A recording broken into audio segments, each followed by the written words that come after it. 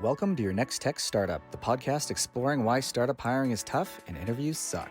Host Isabel Rasmussen, a head of technical recruitment, draws on over a decade of experience along with expert guests to unpack what's broken and how to fix it. Let's dive in. Welcome to your next tech startup. Today we're doing an engineering leader interview. Randy, please introduce yourself. Hi, I'm Randy Chong, currently the VP of Engineering at healthcare.com. I've been in the software industry for about 24 years now, and for 12 plus years, been an engineering leader. You've done about 100 hires at least. Correct. And however many thousands of interviews go with that. Tons of interviews. And also helping other hiring managers with interviewing their candidates too. Yes.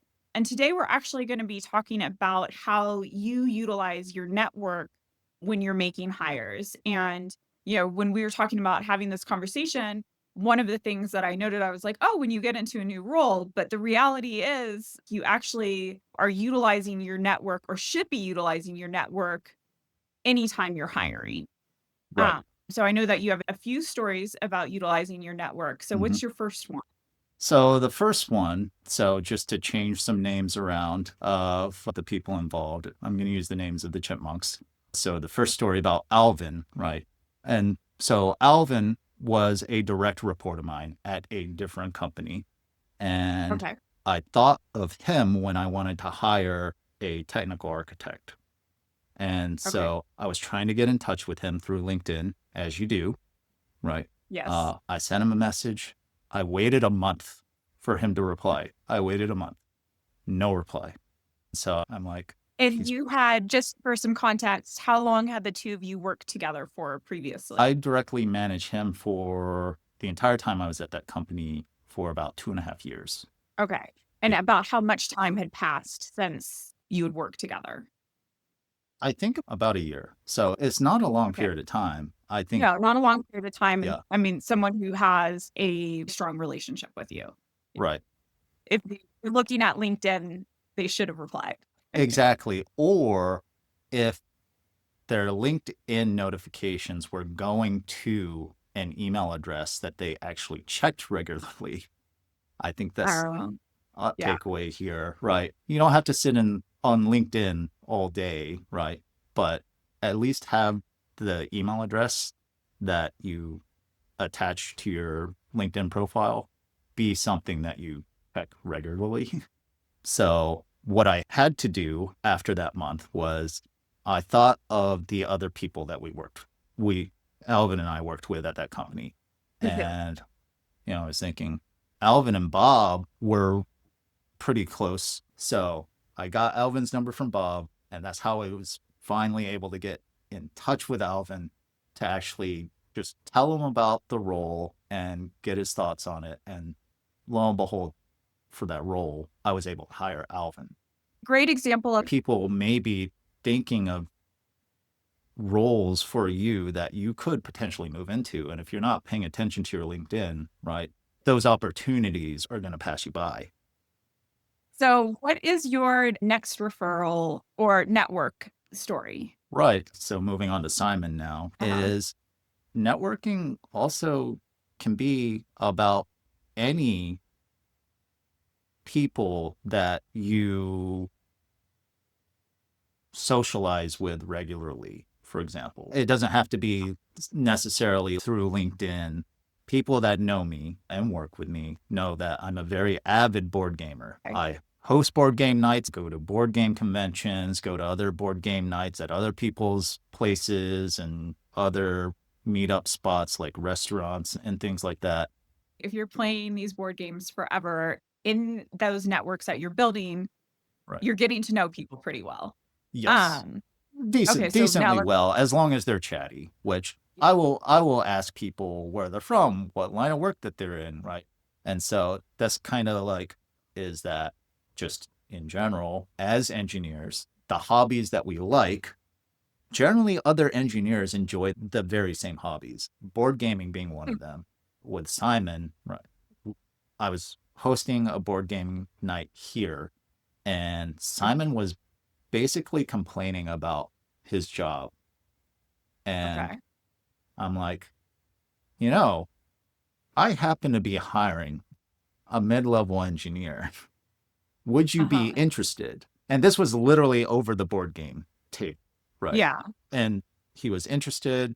We had lots of discussion about what it entailed and kind of how it differed from his experience. I also wanted to understand why he wasn't having such a great time working Yeah. for that other company at that time. And I explained to him, our processes are not like that at all. In general, my philosophy is to empower the engineers to own their code, own parts of the processes, and so on. That really appealed to him. And he ended up taking the role and going through And the now, interview process. yeah. And I'm curious because you're playing a board game together and, in my board game playing, which is typically with children, but sometimes when other people's children are at my house. So this is not the greatest but like I, as a mom, I'm like, oh, my son is so much smarter than this kid. I can't believe this kid hasn't figured this out yet. Like, so, but when you're playing board games, you're making your observations about other players. Mm-hmm. So curious if the observations that you were making about him as a player were, because I'm assuming if he seemed like a really bad player, you maybe wouldn't have said anything. Maybe, Did it maybe touch not. at all? So he is a pretty sharp guy, pretty smart Yeah. player, but more of kind of what gave me the inkling that he would be a good engineer is that he really likes teaching games and he Mhm. really loves board games. And he doesn't think so, but I think this. I'm pretty sure he has an eidetic memory when it comes to board game rule books because he spends a lot of his free time, or he used to spend even more than he does now, but he used to spend a Wow. lot of time just downloading the rule books to board games online. And Oh, interesting. later, when we actually would go to play one of those games, he would be able to teach the game, not even having played it yet. Wow. Yeah. Okay. So I think that is, this layer of, because I want to say, like, okay, this is a great example of like you're utilizing your network and really thinking about like how to make connections with people. And it doesn't have to just be meetups for like Python engineers Right. or whatever. Like it can be things that you have passion about. Absolutely. Um, and if, kind of like that's an incredible example of someone really being kind of like an above and beyond player and that influencing you to consider them as someone who would be an above and beyond player on an engineer. Yeah. So there was also that. And also, I like discussed with him, kind of some of the work he had been doing in the past. So the company where he was at, where he was not happy, did not do this. But I know before that point, he was working on code for 3D printers that print metal. In general, just kind of understanding like that's what he was creating code for. I also had a pretty good inkling, like just in terms of the sorts of problems he was solving before as well, in terms of his work. Right. Because you had known him for about how long before the Ooh, opportunity had come up? I want to say at that point, in the neighborhood of 5 to 7 years. I can't remember exactly Oh, when we oh, started wow. board gaming. So Right. yeah, we So, we board gamed a lot over the years. right. So you'd known him for a long time before an opportunity came up that it made sense to. Right. Mm, okay. Any other advice that you would have to like people looking for a role or hiring managers, anything that we didn't touch on yet? I think in general, networking can just happen whenever you're socializing. It doesn't have to be like you mentioned, like at a Python users group meetup or whatever. Right. It can be wherever you're at, right? Right. One time I was on a date at a restaurant and we just happened to be chit-chatting with this mother and her daughter at the table next to us, and the mother mentioned that she was looking for software engineers at the time. So this was back in my much younger days as a software engineer myself. But that interaction in a restaurant where we were talking turned into an interview. I didn't get the role, but at least just from that little interaction, it was an opportunity to explore. Yeah. I don't know if I've ever, and I chat up everybody wherever I am, but I don't think I've ever talked someone into interviewing for a role when I've been out to dinner. That's a good one. Yeah. Okay. And then you have a third networking story. Yeah, a third networking story. So on to Theodore now. So Theodore also I met before Simon board gaming. I know the board game. Theodore's actually at the time, I knew that he worked originally when I first met him for Monster.com. Remember Monster.com? So he worked at Monster.com for a long time, and I think he was even a principal engineer then. He and I don't game all that often, but over the years, we have been at board gaming events together. We would occasionally chit-chat about software engineering, trade them. As he moved on through different companies, I kind of thought, or at some point, I was like, I got to get Theodore to come and work with me somewhere, right? And he left Monster to go to a different company and then to yet another company, right? And we kept in touch through the board gaming. And finally, recently, I was able to get him to interview for an engineering manager role that I was hiring for. And because I knew how much experience he had, the breadth of experience, the other companies he's worked for, I thought he would be potentially capable. Through the entire time I've known him, he's not gone that far into engineering leadership before. Manager hire his first time taking a people leadership role? It was with actual people leadership a couple of times before. I know he had kind of like a lead role, but it wasn't really, it was more like just pure engineering, like technical leads sort of responsibilities and not so much people management responsibilities. So yeah, this was definitely going to be a big step for him. That type, like when you do a hire like that, as an engineering manager, was he going to be reporting directly into you, or was there going to be a Actually, layer yes. between? So actually, all of these stories, Also were direct reports into you. But with the engineering manager one, it is a slightly different scenario because like you're making the decision to provide, I guess, potentially additional like mentorship than you would be providing if it was hiring out of your network. Would you agree with that?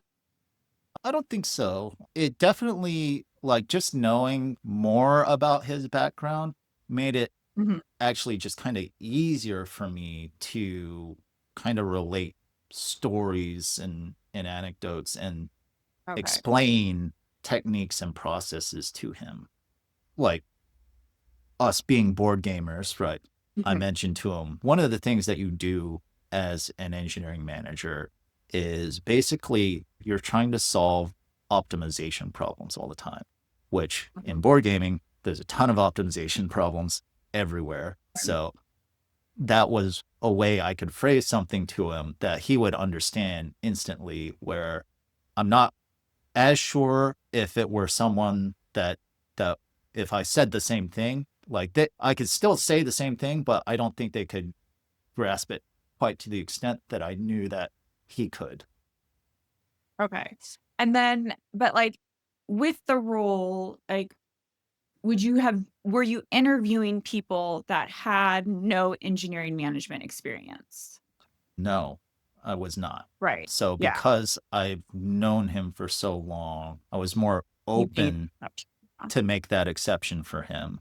I think that's another thing about network hires from the perspective of the hiring manager is having these relationships and knowing more about these people for longer periods of time can Yeah. give you more insight in terms of how well or how much of a probability of success that they would have trying Right. something that is not quite what they're experienced at or what they've been building experience with. Yeah.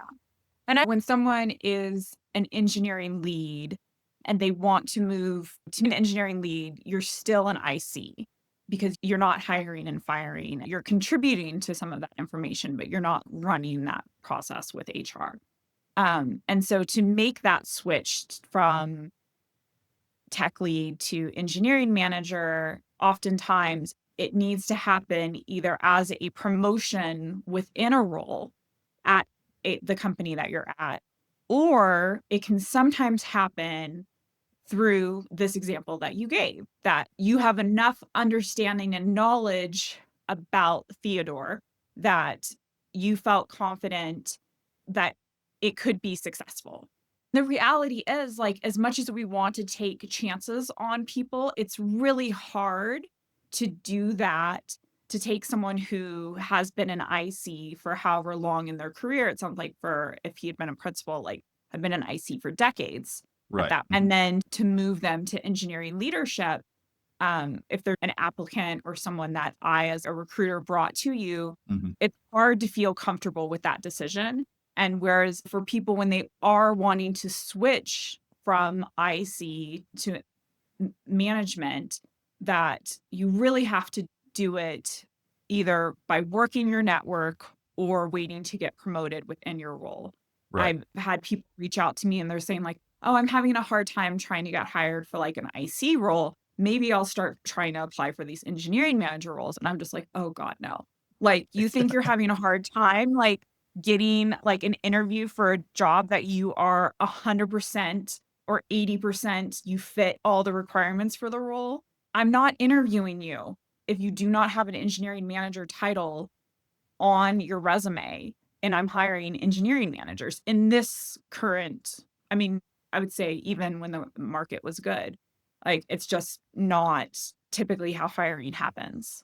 I think in general, kind of what you described or what you were describing earlier is kind of the more typical entry, right? Is you go from IC to some type of lead role and you're promoted to that within the organization.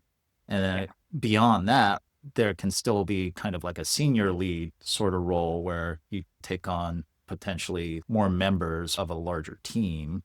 And then at some point you amass enough skills, like let's call them the soft skills in general, of being an engineering leader that you can be promoted from within to Yeah. make that transition to the manager role where you do actually have direct reports and then you're doing kind of the more HR sorts of responsibilities with each of those direct reports and performance reviews and all of that good stuff, right? Yeah. People hearing like these stories and these examples, kind of understanding these are how these things typically happen.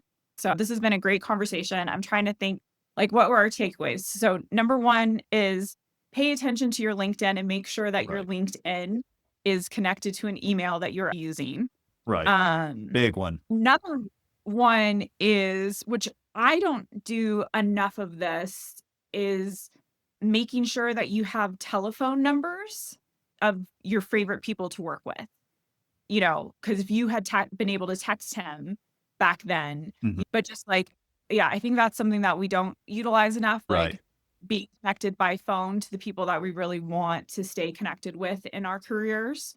And then, you know, if I had known when I was living in San Francisco that I could have recruited engineers by just going and hanging out at board gaming, because I'm like, I'm not going to go to a Python event, but I'd like happily, which I'm sure other Right. people are listening. They're like, oh no, you're telling the recruiter to come to the board game event? There's plenty of people from all sorts of backgrounds at board gaming events, so you'll just Yeah. blend in with everyone else. Recruiters don't get the hate that they did when I started my career. Yeah. I think working your network doesn't have to be kind of in this like software engineering silo. I'm Absolutely. trying to think of, I would say the other one is you're not going to go to a networking event tomorrow and end up with 5 job opportunities. Is Right. something, so go to networking events that you enjoy and are passionate about and spend, you know, it might be years before like the right opportunities come through, So that's why you want it to be things that you enjoy. That kind of getting out in those social spaces is important. And I think also as, you know, I've talked to engineers who are just like doing so much with AI right now that they're kind of missing their social networks. And so it's important to get out and find the hobbies that you really enjoy and utilize that. Yeah, it's important to Anything stay else? well-rounded just in Yeah. general, right? Take some time away from the computer, however you do that. I mean, I spend a lot of time on computers, but I also spend time board gaming, and there's other hobbies that I have as well. So thank you so much for coming and telling your stories. Oh, And happy to share, and it's been great fun.